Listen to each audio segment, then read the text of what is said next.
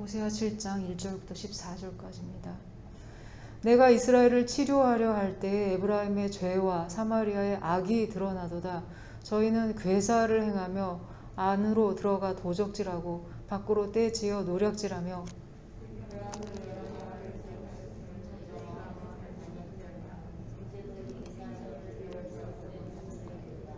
저희가 그 악으로 왕을 그 거짓말로 방백들을 기쁘게 하도다.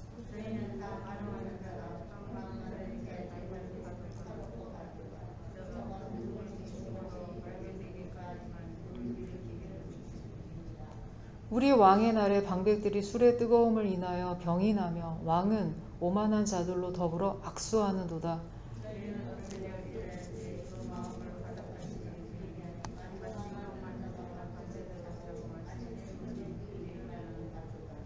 저희가 다 화덕같이 뜨거워져서 그 재판장들을 삼키며 그 왕들을 다 엎드러지게 하며 저희 중에는 내게 부르짖는 자가 하나도 없도다.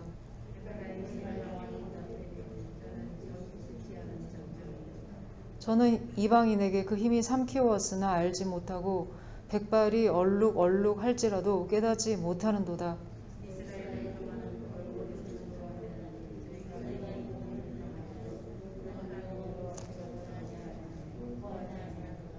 에브라임은 어리석은 비둘기같이 지혜가 없어서 애굽을 향하여 부르짖으며 아수르로 가는도다.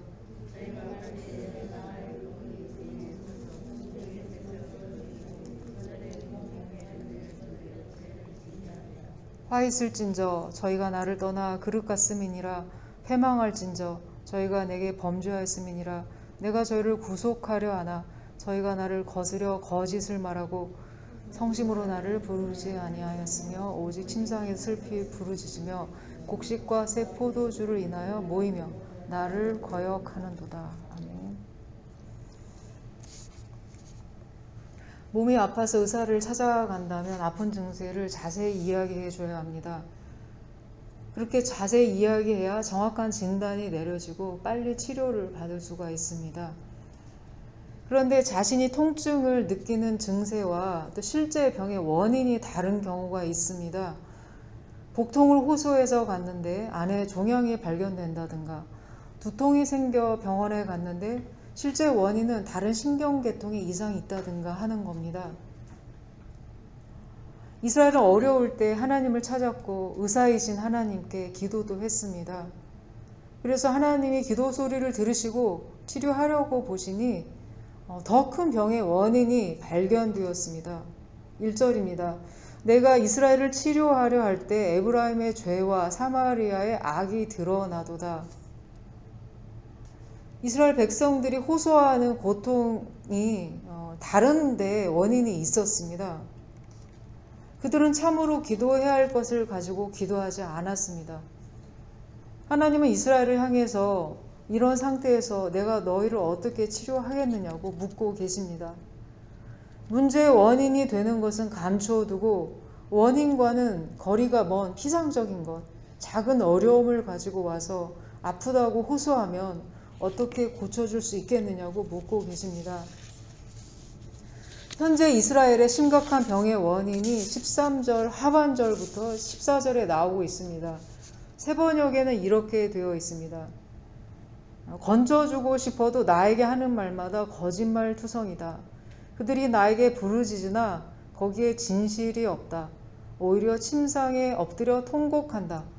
곡식과 포도주를 달라고 빌 때에도 몸을 찢어 상처를 내면서 빌고 있으니 이것은 나를 거역하는 짓이다.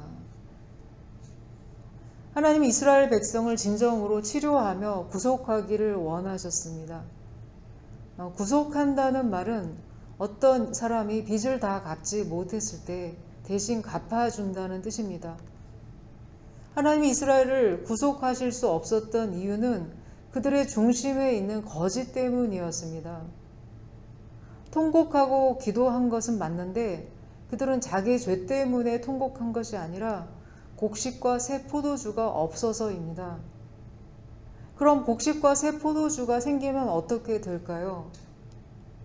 경제적인 필요가 채워지면 그때부터는 기도하지 않았습니다.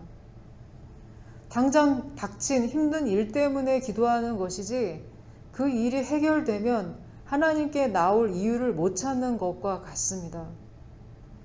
이스라엘은 돌아올 생각이 전혀 없었습니다. 하나님은 그들이 가진 신앙의 이중성과 거짓 회개 때문에 고치실 수 없다고 말씀하고 계십니다.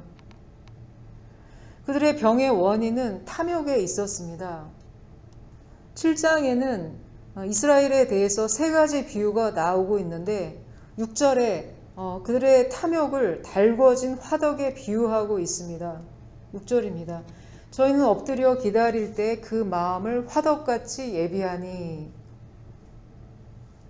하나님이 주신 것에 만족하지 못하고 다른 이들이 가진 것을 부러워하며 기회만 생기면 모든 방법을 동원해서 불법이든 편법이든 간에 달려가고자 준비하는 모습입니다. 그러나 그들이 모르는 게 한 가지가 있는데 이것을 조용히 지켜보고 기억하고 계시는 하나님이 계시다는 사실입니다. 내가 그들의 죄악을 모두 기억하고 있다고 말씀하십니다. 두 번째, 그들의 모습은 8절에 뒤집지 않은 전병의 비유로 나오고 있습니다. 8절입니다. 에브라함이 열방에 혼잡되니 저는 곧 뒤집지 않은 전병이로다. 전병이란 밀가루를 반죽해서 구운 과자인데 하나님의 제단에 늘 이 과자가 놓여 있었습니다. 그들은 첫 곡식을 가루로 빻아서 전병으로 만들어서 하나님께 드리곤 했습니다. 전병을 바친다는 것은 내 삶을 전부 하나님께 드립니다.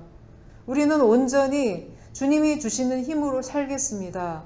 라는 고백과 같았습니다. 그런데 어느 순간부터 이스라엘 백성들은 이상한 전병을 바치기 시작했습니다. 앞뒤가 다른 모습이었습니다. 한쪽은 익지 않았고 다른 쪽은 까맣게 탔습니다. 이것은 이스라엘의 외교 정책을 비유하고 있습니다. 하나님만을 의지해야 하는데 다른 나라와의 동맹을 통해서 군사력을 의지했습니다. 한쪽으로는 하나님 의지한다 하면서도 다른 쪽으로는 실제로 강대국을 믿었던 것입니다. 겉으로는 잘 유지가 되는 것처럼 보였지만 아수르가 요구하는 무리한 조공으로 국고는 탕진되고 있었습니다. 9절을 보면 하룻밤 사이에 머리가 하얗게 새어버리는 것처럼 그들이 의지했던 아수르 때문에 속을 썩히느라 백발이 얼룩얼룩 여기저기 생겼는데도 깨닫지 못하고 있었습니다. 아수르를 의지하면 의지할수록 더 괴로움에 시달려야만 했습니다. 그러면 빨리 하나님께 돌아와야 하는데 그들은 교만하였습니다. 10절입니다. 이스라엘의 교만은 그 얼굴의 증거가 되나니 저희가 이 모든 일을 당하여도 그 하나님 여호와께로 돌아오지 아니하며 구하지 아니하도다. 교만의 증거가 무엇일까요? 힘든 일이 있는데도 하나님께 구하지 않는 겁니다.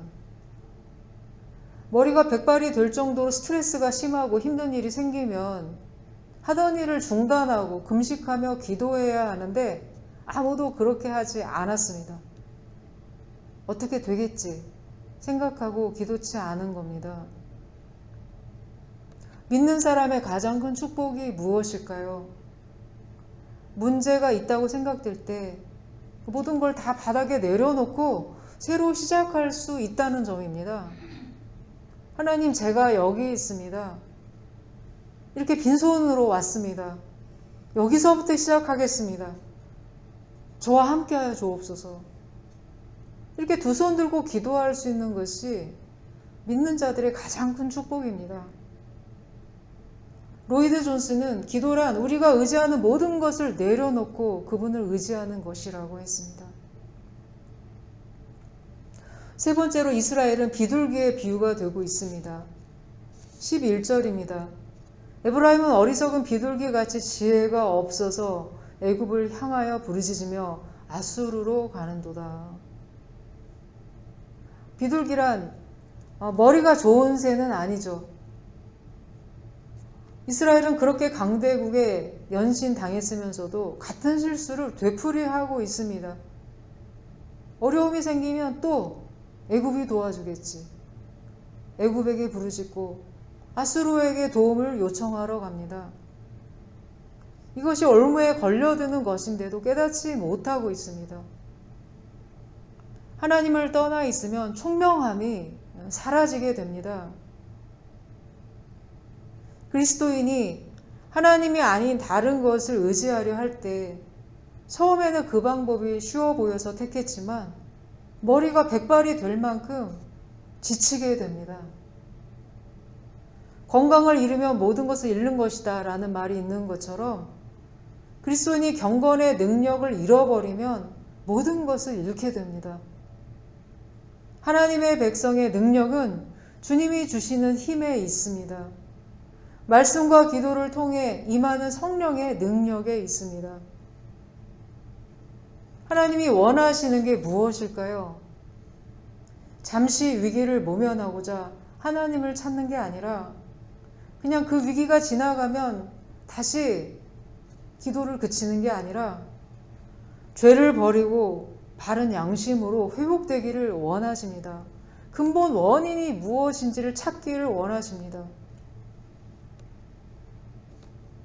잃는 것을 두려워하지 말고 하나님을 바라보라고 말씀하고 계십니다. 죄를 버리고 하나님을 의지할 때 하나님은 자녀의 팔을 다시 강건하게 하실 것입니다. 기도하겠습니다.